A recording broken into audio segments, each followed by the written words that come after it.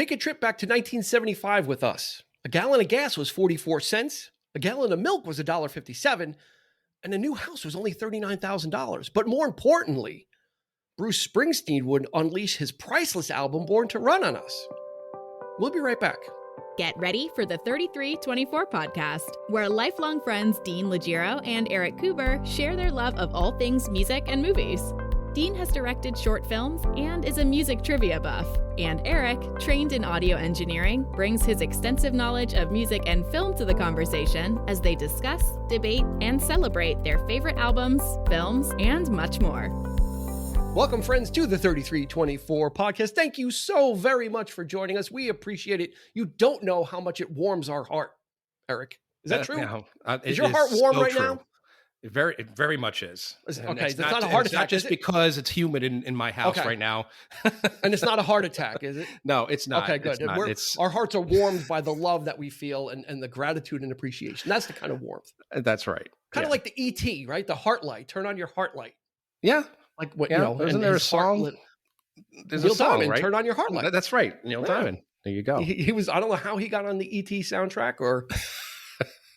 Neil Diamond, Spielberg, and E.T. and Reese's Pieces. Go figure. But we're just as warmed by it by you spending time, choosing to spend time with us. There are tons of podcasts out there, millions probably, and we're one of those million. And we appreciate you stopping by and just hanging with us. So continue to do so and spread the word. If you enjoy the conversation that we're having here, or if you really hate it and say, "Oh my God, these guys are horrible," you have to. If you want to hate listen, that's okay too.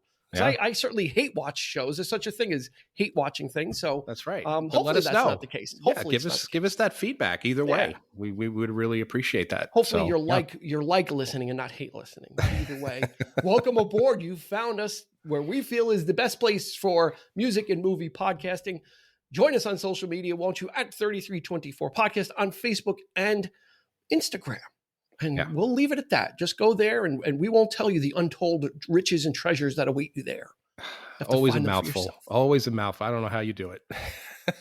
Always getting it out there. It rolls off. There's nothing written. There it is. The open is written and nothing else is written and nothing else is planned. It just there you go. Gift of gab. Right. Yeah. Is that what it's called? Gift of gab. Well, maybe. Chewing the fat, as my parents. So you're saying that's the only part of this is that it's scripted. Is okay. Yeah, I write the open, and then after that, it's just kind of wherever we go. Whatever just crap spills out of my mouth, we go with, and we're going to continue that for as many episodes to come. That's right. That's our commitment to you of more unfettered and unfiltered and unwritten, unscripted podcasting for you. So, but we do have some stuff that we want to talk about that we will get to, and this album is just a really special one. Yeah, Bruce Springsteen's Born to Run album came out in 1975. Let's do the stats so this way we can get right into the discussion. It was released in August of 1975. All songs were written by the boss. The boss. If you don't know who the boss is, it's not your employer. It's not the person that signs your paychecks. Bruce Springsteen is the boss. Yeah. If we're talking about rock music, there's only one. There's the king of rock and roll, the king of pop. All this other stuff, there's only one boss. Yeah. And it is this man, Bruce Springsteen. He wrote all the songs and he writes all of the songs. Produced by Bruce Springsteen, Mike Appel, and John Landau. Mm-hmm. There were 2 singles released from this album. Born to Run, which hit number 23, and 10th Avenue Freeze Out, which hit number 83. What? How dare the listening audience of 1975 treat these 2 songs this way? Well, we'll talk about FM radio and the savior of Bruce Springsteen, especially in the New York area. Sure. I think we talked about it in our Billy Joel episode, how like, since we're in the New York area, those New York artists seem to have gotten more similar they are.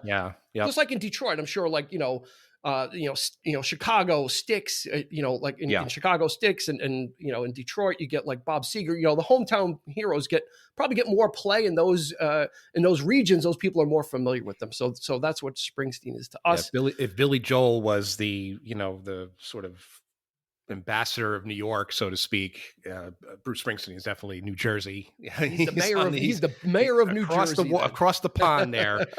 Yeah. And his security detail is Bon Jovi. This hit number 18 on the Billboard charts. Only 18. Again, weird. But 7 times platinum, despite all that. This album had some legs, what's called in the industry. It's got some legs. Yeah. And then Bruce Springsteen was inducted into the Rock and Roll Hall of Fame in 1999, which is very apropos. He certainly deserves to be in the Rock and Roll Hall of Fame. So, no doubt. What's your connection, if any, to Springsteen? Wow. I when I listened to this record, I there was a sense of sadness that I felt, because I wish that I had been that person back then to have listened to this album and realized how special it was and how free spirited it was, and the image of just getting out there and enjoying your life, and being such a introverted kid growing up, I didn't appreciate that kind of thing back in the day. And of course, I didn't get into Springsteen until Born in the USA. So that was the the advent of MTV. You're seeing all the videos, and of course that album was a monster in itself. There's he blasted into the stratosphere with that album. Of course, yeah. I don't know if it was by design or not. A lot of people will use Born in the USA as like the dividing point, or he kind of sold out. I don't know when you're making an album like that necessarily what's going to happen. I don't know, unless that was his stated, unless he was going for really poppy stuff, which that album decidedly is. Yeah, we kind of touched upon this in another episode, and it's one of those things. It's like, because it's so popular, because, there's so many hits off of it, what does selling out mean? I mean, that album was, to me, is just as important. I think the Springsteen fans. Poignant as Born to Run, but perhaps not as erratic, perhaps not as grungy kind of, feel to definitely it. Definitely more polished. Much more polished. Yeah, absolutely. But product of the 80s. But definitely in total command and total control of the songwriting, and the band too evolved with him. They would even admit that in the recording of Born to Run, they first started out as a band that the first 2 albums was essentially them recording them as they played live, very sort of loosey, very erratic. And, but here Born to Run was the first album where the songs became much more structured, and they had to have that discipline. And so the band learned this as, along with Bruce, to do this. And so over time, you get to Born in the USA. And so, by that point, the band is where they need to be. Yeah. So, they're all seasoned pros. The lineup was pretty much set. Right. I came to Bruce Springsteen relatively early, again, vis-a-vis, one of my siblings, my sister. Yeah. We talked about it in the Steve Miller episode, that, she had Steve Miller Band Book of Dreams. So I kind of got into that. And then I had mentioned that she then went off on like a Bruce Springsteen tear. And I didn't know anything of this guy. It's kind of I didn't know. And she's listening to these songs, Candy's Room, and all this, Darkness on the Edge of Town, I think was the big album for her.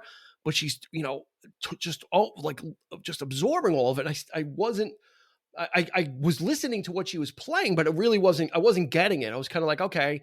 Yeah. I was listening to Book of Dreams instead, which is the album I kind of grabbed from her. But then she was kind of elevating and herself evolving her taste into what the next level would be. And she was like a big Springsteen fan. And that's one of those and I think that's where the Born in the USA divide comes, is these people that liked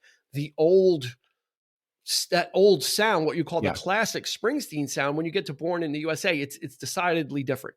It is a different feel, and maybe, like you said, it's polished, it's slicker, it doesn't have that rough and tumble feel that like kind of heartland American rock sound that Springsteen cultivated, that others like Seeger would be called, put in the same kind of pile as Springsteen, that heartland rock, American rock, Petty and the Heartbreakers. Yeah. All those groups kind of make up like that American rock of the 70s sound. So she was ahead of the curve there. And like you said, just, I think when Hungry Heart came out from the River, I think that kind of brought him a little bit more into the forefront, and kind of people that, Bruce Springsteen. Oh, okay. And then in the 80s, he did We Are the World. So he was hot on the heels of Born in the USA.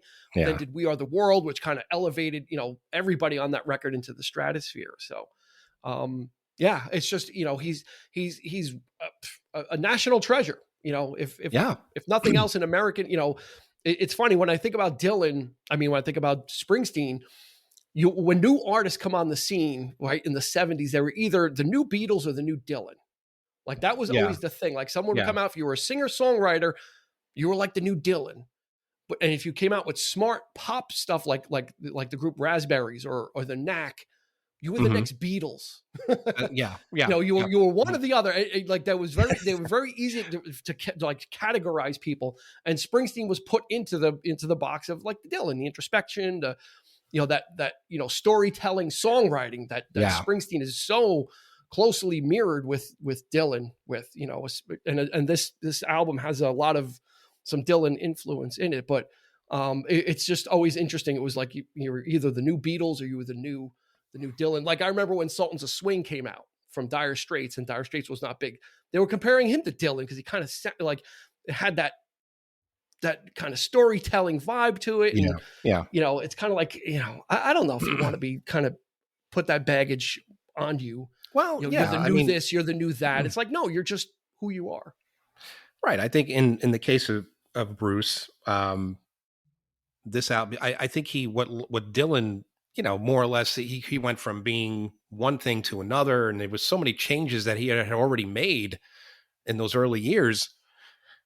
Bruce came on the scene, and it's like he was hungry. You could definitely tell. This is like he's like the Rocky of rock, rock and roll. Because if you think about it, like no, seriously, like the early stuff is like he's really hungry and he's got a lot to say, and he's singing for a certain demographic of people, and he's really trying to get that out there. And every song feels like that, like a story, like a movie, like an epic. And he's really striving already. Like Dylan might not have been that way. Like he's just a songwriter, and he just happened to be a great lyricist back in the day. Maybe he was the voice of the people at the time. Maybe he wasn't. He might have thought that way, but then of course other people started following, and then of course when people started following Dylan, he just turns on a dime and says, "No, I don't care about that stuff." That's Dylan. Yeah, and I think in this case, Bruce was really trying to be a voice for I think Americana, like for the blue collar worker, for whatever it was, or the youth of the time, like that were just screaming to get out and to get out there and live life. And of course, the song Born to Run is the anthem for that. So but Springsteen, his career wasn't without, it was actually mostly downs until this album. He had put out 2 albums in 1 year. In 1973, he put out Greetings from Asbury Park, New Jersey, and then the follow-up, which was Wild, the Innocent, and E Street Shuffle. Not well received. Actually, the Greetings from Asbury Park was actually rejected by the label. And said, we need something that's more listenable. So he wrote a little song called Blinded by the Light. Which this even, and it goes to show that his version, which we talked about in the covers better than the original episode, which you chose as the Manfred Mann version, is the superior version. And even him performing it on his own album, it was kind of lackluster. If you listen to it, it's like it's not the greatest rendition of his own song. So he decidedly had some issues with the first 2 albums of, he was kind of more of a folky, like he was living 2 lives. He was doing solo kind of acoustic guitar stuff, which was kind of folky. And then he was doing his band stuff, which had a different sound. And the label was preferring the band stuff, like the more fully produced and realized stuff. And there were compromises made. He's like, well, I like the, kind of the guitar, the solo-y stuff. So they had to make compromises on those first 2 albums of, okay, we'll do 5 songs with like the band style stuff, and then do other, 3 or 4 songs of your style. So it wasn't easy going for him. And that's what led to when we catch up with him in 74 and 75, the label says, listen, and we've had this conversation before too on other episodes. The label's like, listen, we're going to give you more money for this to make this album, but you need to come up with something. Like, we need something better than what you've been doing. And that's a weird thing to say to Bruce Springsteen in retrospect. But at the time, it was a fledgling artist. He was only 2 albums in.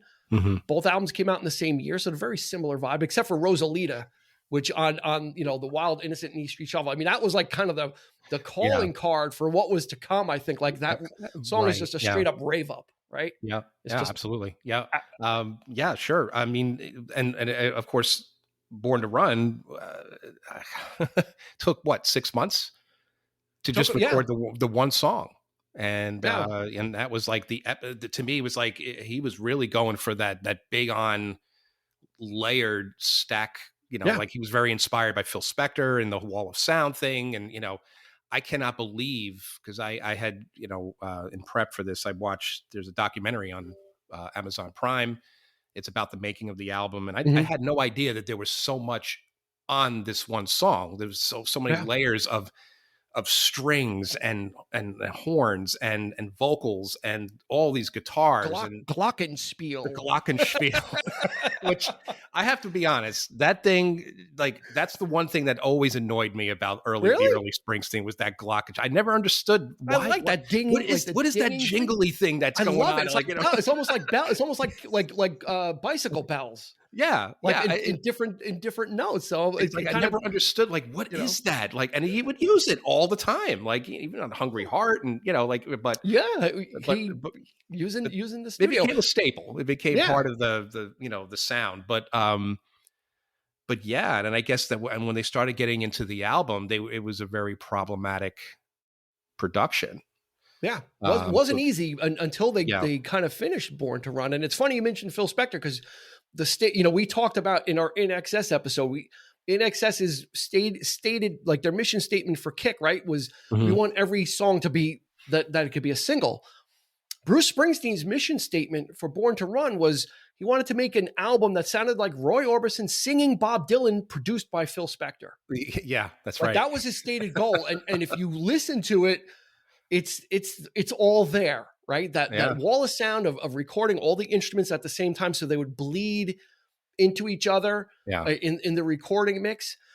His soaring vocals on like Born to Run and 10th Avenue Freeze Out echoes Roy Orbison. He mentions a Roy Orbison song in the first, in the very first track.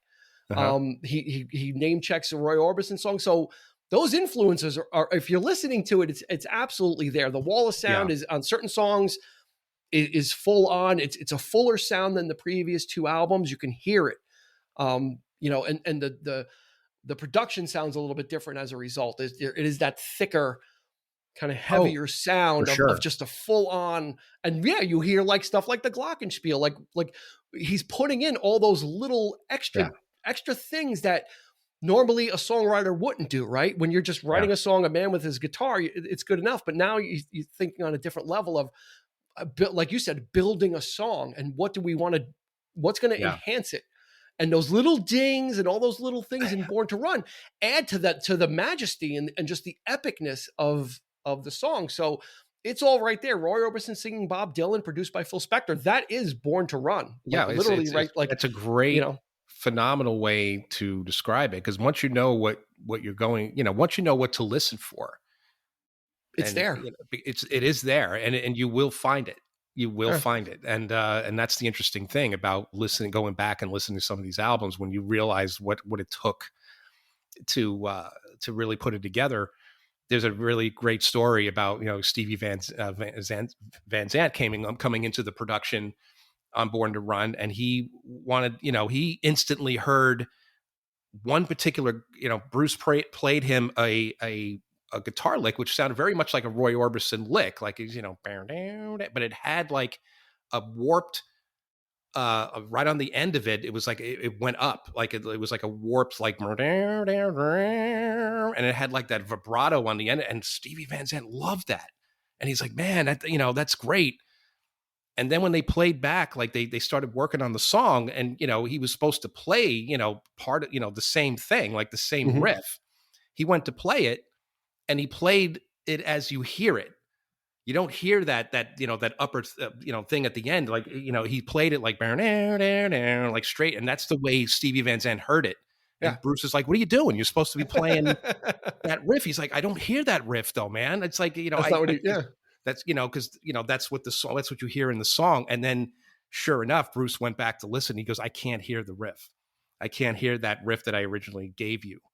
Because it was so layered and so many things, there was so many parts already to it, and it wasn't even completed yet. It was only half completed.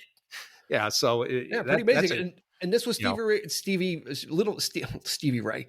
Steven Van Zandt's first album. Everyone thinks as him as like a long-term member from the beginning. He wasn't. This was his first album because he was busy being a founding member of Southside Johnny and the Asbury Jukes, writing songs for there, and on his own career path. He knew Springsteen from childhood, like in the 60s, crossing paths, and then in the 70s, those things started, his fortune starting to turn a little bit, connects with Springsteen and just kind of comes into the mix. I think he did the horn arrangements for 10th Avenue Freeze Out as well.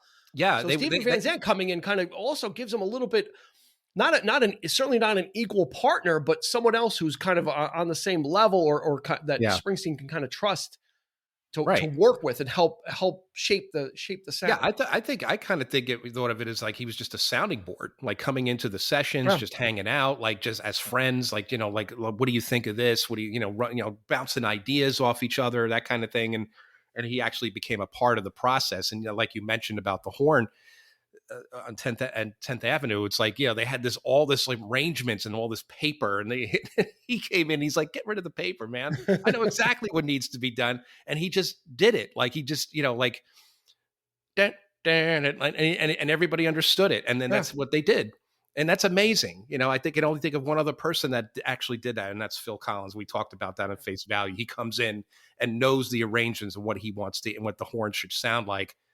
And that's exactly the arrangement that was put down. Just execute. And that was one of the things that Springsteen was looking for on this album. And if you listen to it, you can hear it.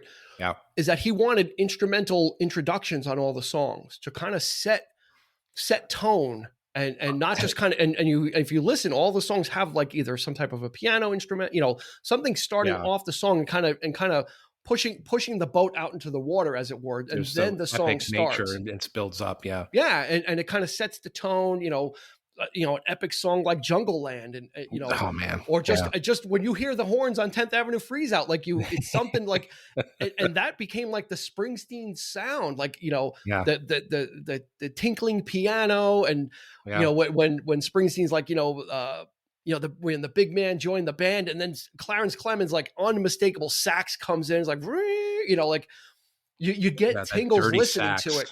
Because he's got a sound like no one else does. And the way the interplay of the band was, and then Springsteen's vocal on 10th Avenue Freeze Out is just, you get a little bit of the Orbison soaring vocal in there when he's singing I'm on my own. It's kind of, you hear him going for it.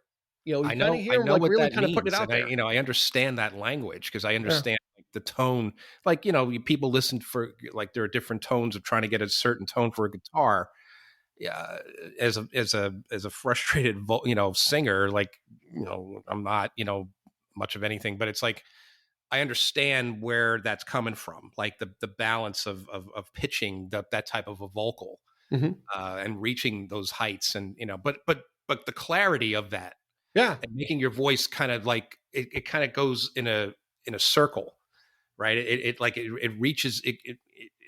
It's hard to describe, but it's like almost like a horseshoe, kind of like an effect in your ears, and the vocal just sort of wraps around and comes back, and and Bruce has that kind of vocal. And he was able to stay within his range and not try and sound like Roy Orbison, but to channel the spirit. And again, you take the inspirations, you take Spector, you take, Orbison and Dylan, and you get Born to Run. And that's, again, we've said that in the past, is influences are then filtered through somebody and you get something totally different, It's also interesting to note that the entire album was composed on piano. Yeah. Bruce, would compose the songs on piano. And then of course he brings in Roy Bittan, who is, his contribution to the E Street Band is just, a huge factor. I mean, that piano and his piano playing is I would argue that he's better than Ben Montench, like the Heartbreakers. That's that, and the only reason why I make that comparison, it's because of Stevie Nicks. Okay. Well, I went to see her in 83 in the Wild Heart Tour, and she had both of them. Oh, really? She had Roy Bittan as well? And Ben Montench both in the band. Which was amazing. It was like these powerhouse, these keyboards. I'm like, holy shit. I'm like, and I was like trying to like listen for both because they're both such prominent figures in the sound, the overall sound of those bands.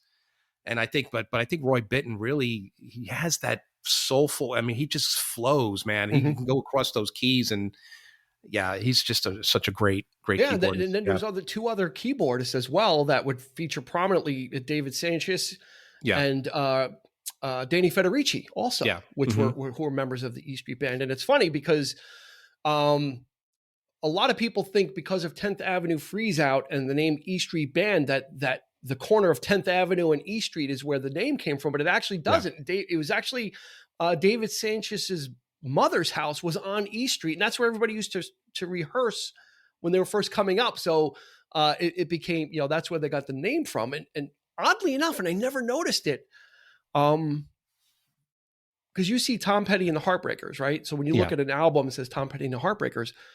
E Street Band does not appear on any of these albums on the cover as the title. Yeah. Every album is credited to Bruce Springsteen, but the E Street Band is so ingrained into the consciousness that it's almost like the Mandela effect, that you think you see Bruce Springsteen and the E Street Band on these album covers, but it just says Bruce Springsteen. None of them are credited to the E Street Band. You're but absolutely you think right. in your mind it's there.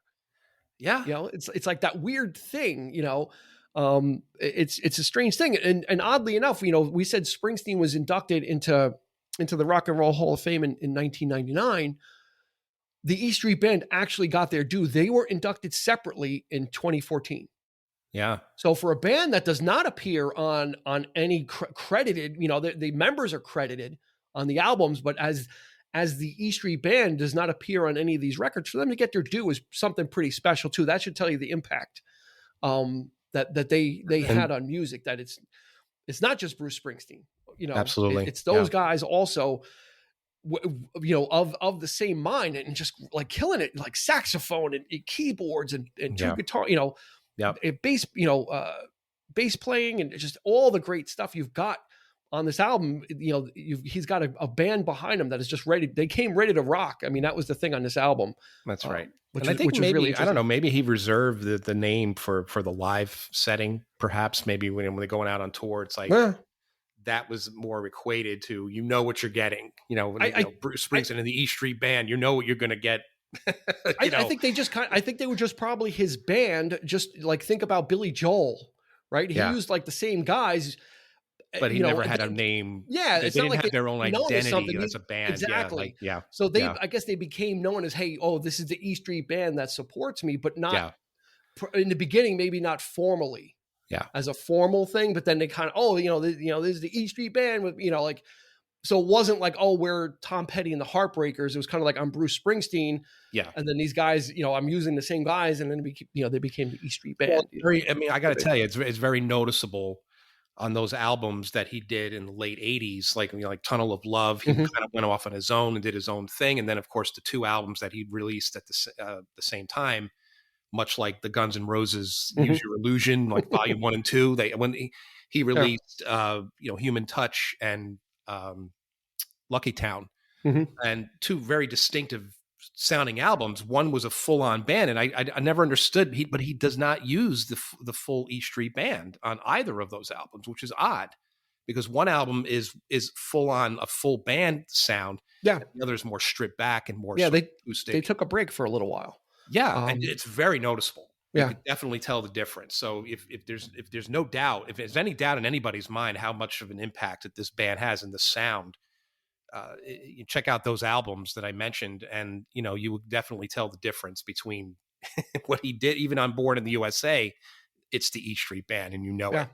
Yeah. So yeah. Yeah, and getting back to Born to Run, besides the influences that Springsteen stated, were what he was working off of, he also took what's called a four corners approach to the recording of the album, which I'd never heard of before, but it makes sense, because a lot of times in our episodes we talk about track listings and how songs are arranged and what that means. Yeah. And with Springsteen's approach with this four corners approach is he wanted the opening tracks on each side to be more uplifting and positive, and the closing track on each side to kind of be a little bit more of a downer and kind of come, a little bit kind of bringing back to reality. So if you look at the opener on side one is Thunder Road, which is kind of a little more of an up-tempo song, kind of a little more hopeful, and Born to Run opens side 2, right? Mm-hmm. So and those are kind of big, big songs and kind of, a little more exciting. And then closing side 1 is Backstreets. And then closing side 2 is Jungle Land, which are both just kind of,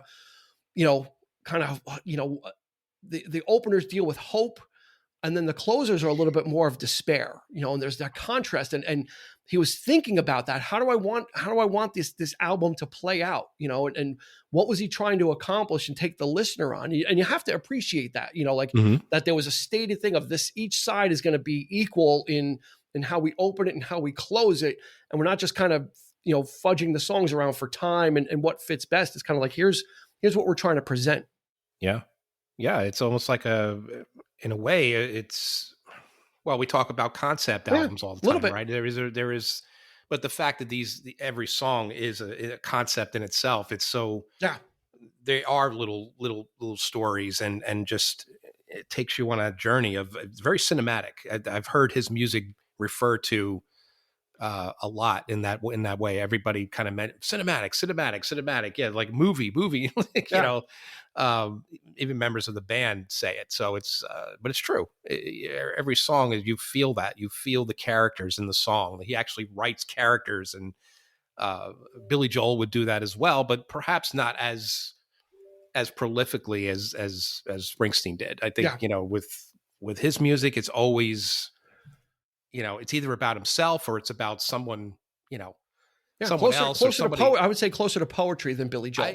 I totally, right? Because like you said, they're encapsulated stories. With Born to Run, there was a conscious move away from like kind of specifically targeting Jersey, because he became known for that. So he tried to kind of move away from being specifically that and kind of broaden the scope of the stories a little bit and a little less kind of hometowny, but the effect is still the same. Born to Run is a lot of the songs equate cars with people and emotions and kind of getting away. Mm-hmm. There's a lot of those parallels drawn with vehicles and what it means to kind of get in one and the notion of getting away from it all. And it's that simple, but you need to be strong enough to take the chance, right? You need to kind of be, will you come, Wendy, come with me and we'll go together and we'll be able to make something of it. We'll be able to make it if we do it together, but by myself, I can't. Right. And there's that, and that's where that hopefulness comes in, right? It's like, we can do this together, you and I, we're one on this. And then you get kind of the, like the songs like Backstreets, which are just a little more kind of bringing it back down to reality, the nature of relationships. Which kind of really, you sit here, you got to, life doesn't exactly, it beats you like it, sometimes things don't work out. And, so that's reflected as well. And of course, in later years too, like when he was dating, Julianne Phillips, right. I think she was a model. Yeah, she was a model. Yeah, she was a model. And that, of course, Tunnel of Love is pretty much the entire album. The breakup album. The breakup album. And I actually like that album a lot, to be honest. But there's some really one step up is a phenomenal song. I love that song. But he knows how to give you everything, and for someone that's so young, we often talk about, like, how do these people who haven't really experienced half the stuff they're talking about in these songs yet, how do they have the wisdom to write such beautiful lyrics and really get it right? That, years later, you're listening to these songs and you could relate to them even more now than ever than when you first heard them back in the day. Yeah, was he 20? It was like 25, 24. 26 when he started writing this. 1974. So it's 23, 24. Album comes out 25, 26. I think you've mentioned in the past, I think you have to be an old soul, right? You have to be able to connect to, you have to have a deeper understanding of some of those universal things that some people like me are just a walk through life oblivious to. Like you don't really sit down and think about it, right? You kind of, you experience life, but you don't necessarily sit and think about every aspect of it. But him sitting down at the piano and either these are drawn from experience or they're things that he imagines the way life is, or the way he would like a relationship to be, or the way that relationships end, or hard times come on people, much in the way of Dylan as basically a child of 22, I guess, when he first, or 22 when he started with these folk songs and these protest songs. It's like, how do you have that deeper connection and that deeper understanding? And Springsteen had it in spades. I mean, he's just been able to sustain it throughout his career, But it wasn't easy for him to get it out there, though. Too. I think he had a very hard time, I think, trying to convey what he was trying to say and get it right, because in his mind, he was already thinking big. He was thinking, well, I want the music to also reflect the sadness or the exuberation of what I'm singing about, what I'm writing. The music needs to reflect that as well. So he had both things in mind, which, that's God. I mean, that's a gift that I can't imagine, ever having. It's only, you can only dream of even thinking of something so substantial and so and using the same tools, right? Using the same toolkit, so you get Clarence Clemens with like a buoyant saxophone solo on some of these songs on 10th Avenue Freeze Out and the up-tempo songs, but then that same saxophone can become depressing and sad and heart-wrenching when used in a different, context. That's right. So he's using he's got the set amount of tools. So it's not like he's bringing different things for different songs to convey something. He's using the band with what they have to coax out from the band members the different feelings that supplement his lyrics, which is an amazing thing. Again, I think everyone needs to, if you're going to check this album out, you got to grab the lyrics. It's as important. He's not always the easiest to understand, just because of he's a little, sometimes could be mumbly, but on the palace, you're like, you're trying to, it can get a little bit like that. So if you can grab the lyrics, you're really going to get, and Dylan is the same way. I mean, he follows in Dylan's footsteps. Same, you can't understand. Michael Stipe, same thing. Can't understand these guys, but what they're saying is important. And I think with this album, you kind of want to read those stories, and have like the music accompaniment. And I think that's half the fun, is kind of having the music accompany it and read because that's what these are. Like you said, these are just little self-contained that's the nuggets. Thing. It's like you do some of the work. Like, it's not just a simple matter of just sitting there, because if you're going to just casually listen to that, you're not going to enjoy it. It's impossible to sit down. It'll pass you by.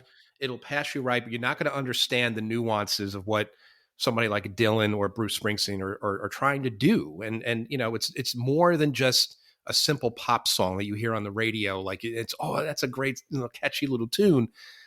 If you're kind of listening half-assed to this stuff, you're not gonna get it.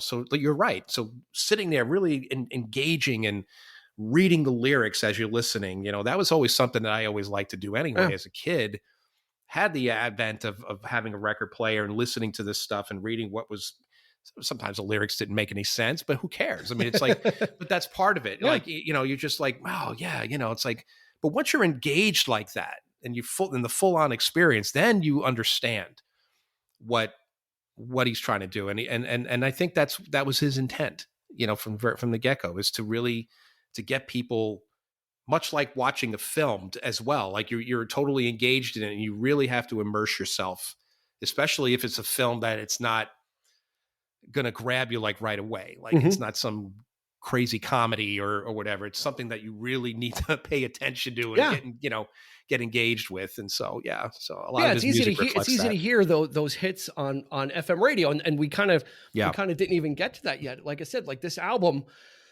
number 18 on Billboard, in 1975, he was, this was his third album, right? Yeah. Top 10 best-selling albums in 1975. We'll do in reverse order, 10 to 1. Okay. And again, I love doing this now, just to see, of course, just to really position like the comparison. Again, this was his third album, and his first two weren't all that, like, there was not a lot of support and confidence from the record company. So number 10, Eagles, One of These Nights. And I think that was their third album as well. Right. But they're fortunate. Out of the gate though, the Eagles were hitting it right from the beginning. Yeah. Number 9, Paul Simon, still crazy after all these years. Okay. Number 8, Wings, Venus and Mars. Number 7, Fleetwood Mac, what would be called the Fleetwood Mac White Album. So that's the emergence of Lindsey Buckingham and Stevie Nicks. Number 6, Elton John, Captain Fantastic and the Brown Dirt Cowboy. Queen, Night at the Opera. Led Zeppelin, Physical Graffiti. That was the number 4 top selling album. Number 3, Bob Dylan, Blood on the Tracks. Which is, Number 2, Bruce Springsteen, Born to Run. Okay. And then the number 1 was Pink Floyd, Wish You Were Here. In Wow. 1975.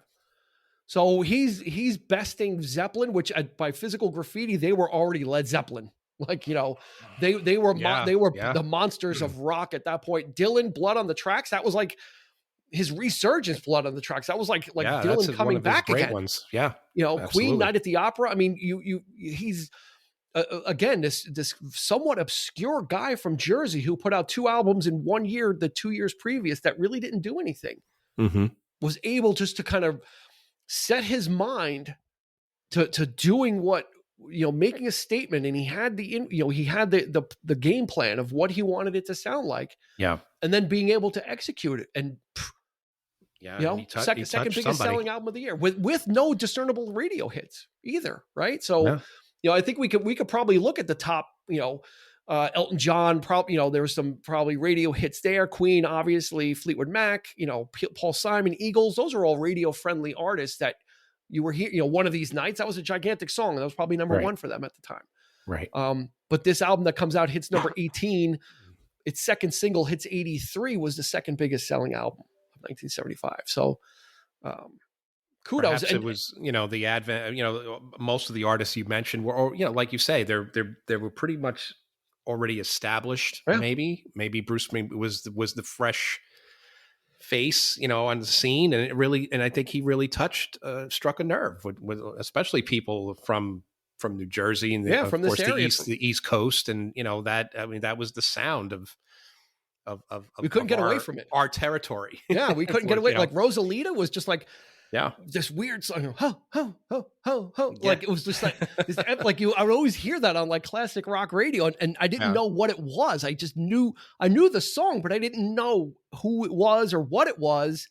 And then Born to Run comes out, and you start hearing these big epic sounding songs from this guy. And meanwhile, he's just a guy, and with a Telecaster, one of the few rock artists that play a Telecaster as well. Yeah, that's been his weapon of choice since the jump. You don't see him playing a Strat or that thing anything is else. Dirty.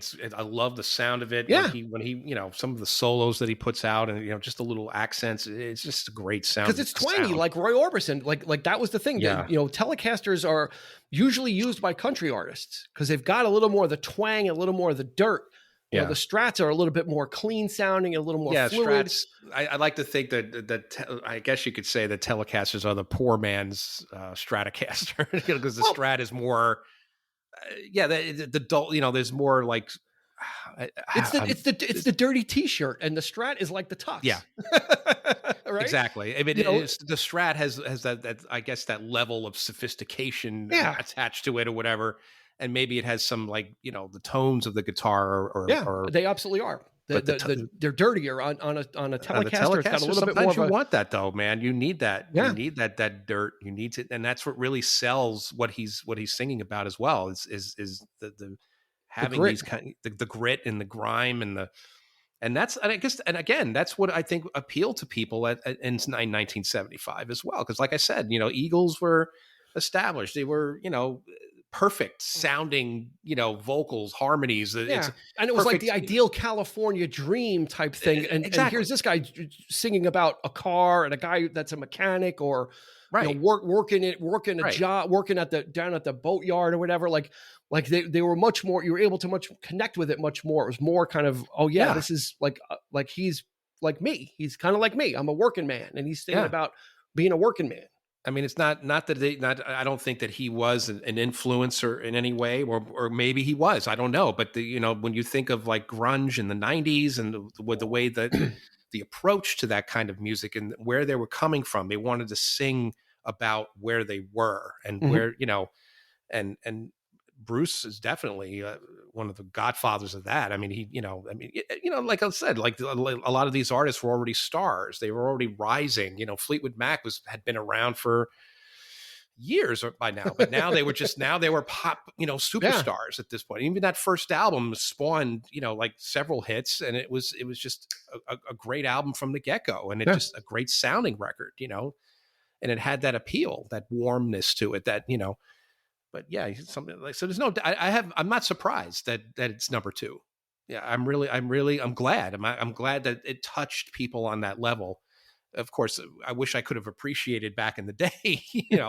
I think we were probably a little too young to really. Yeah, I think so. To really get it and understand it, but 75, I was still in my pop music, music thing. AM radio was still the thing. AM radio, maybe just starting to dip my toe into FM, right? Yeah. Just starting to kind of listen to what was, because some of that stuff you would hear on AM radio, like you'd hear a popular Stones song or a popular Elton John song. And then if you went to FM radio, you would kind of hear some of that again, but then you'd hear all this other stuff like Zeppelin that didn't get played on the radio, and Bruce Springsteen and all these other artists that were kind of creating great music, but not necessarily hit music. And they're, one doesn't, well, it makes the case. It definitely makes the case for albums versus singles. Like, it's a great album, it's very much an album in the sense where it doesn't have a lot of hits, and that, that when it's requiring you to listen to the entire album as opposed to just one song and then putting the album away, which, and nowadays it's like, that's pretty much the norm. It's like streaming, you're cherry picking. Yeah. But it's one of those great records where you actually had to sit down and experience the,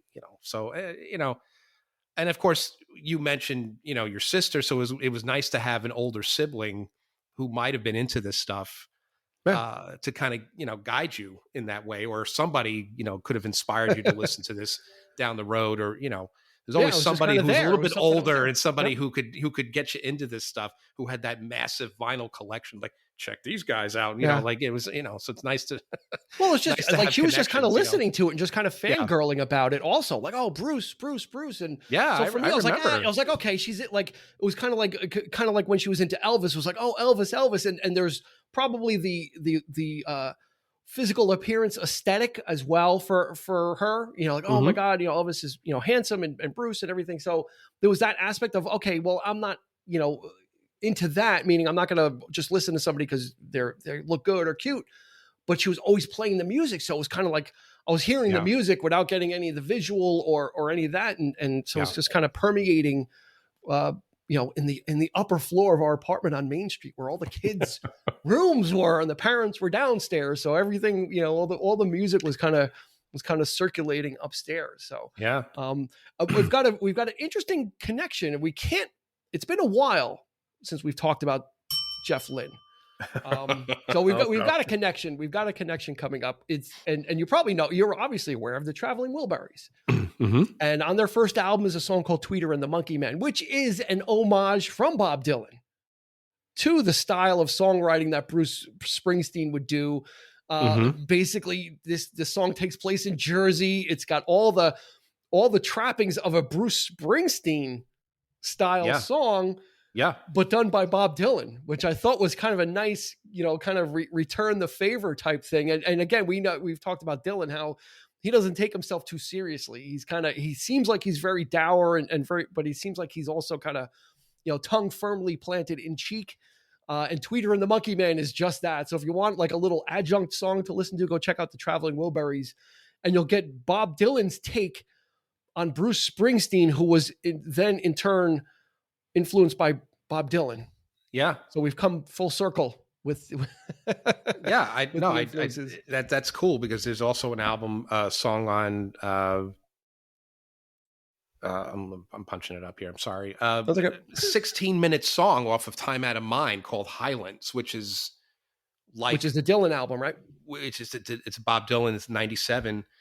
And that is kind of like Jungle Land. It's like this real epic sort of like long-winded, and it really builds to this, so it has that cinematic epic quality to it that I think, he was even being inspired by Bruce, you know. So yeah, to see one artist influence another, I think it's always a great thing. It's, you know, it's like who's better or whatever. You know, sometimes it doesn't matter anymore. It's just like, I like that. You know, especially getting older, you would start to appreciate how these people could really bounce ideas off each other, and even they don't even have to know each other to do it. But to hear somebody mention, like Bruce Springsteen mentioning Bob Dylan and appreciating, and then Bob Dylan coming around full circle, and like you mentioned, doing the song like that in the structure. Yeah. And then Springsteen was featured in before Roy Orbison found his second wind and footing with the Traveling Wilburys. He put out a concert, I think it was on Showtime or whatever, called the Black and White Night. Black and White, yes. And Springsteen was right there, front and center. Front and center, yep. You know, so again, you talk about people, you know, meeting their heroes, and a lot of similar influences. These artists from the 70s grew up listening to the rock and roll of the 50s and the early 60s. So what, you know, that's again what they're taking it, ingesting it, and then adding what they're bringing to it, and you're getting something totally different from it. But the echoes are there, like we said on other shows. You know, if you know what, once you know what to listen for, you can you can pick it out, and then it makes it even more special, because it's obviously not, he's not ripping off Roy Orbison. It certainly doesn't sound like him, but the influence is there. The Spector influence is there of once you know what the wall of sound is, and you know, there's, you know, and Brian Wilson took it with Pet Sounds in a different direction, right? He was influenced by the same guy, but these albums sound nothing alike. They're not even closely related, but the influence, when it filters through somebody, comes out differently for each person. Yeah, because they're getting something different from it, and a different perspective, and then putting their mark on it, and then you get Bruce Springsteen. Yeah. You know, which is pretty neat, which is what I love about music. Yeah, it's that building of something, you know, creating something, and sometimes it takes hours upon hours, and I could just imagine what these guys were going through when it took 6 months just to record Born to Run. You know, which, God, I having that kind of patience, I don't know, it just, you know, day after day listening to the same thing, I don't know how they do it. And especially since the other two albums were really made on the cheap.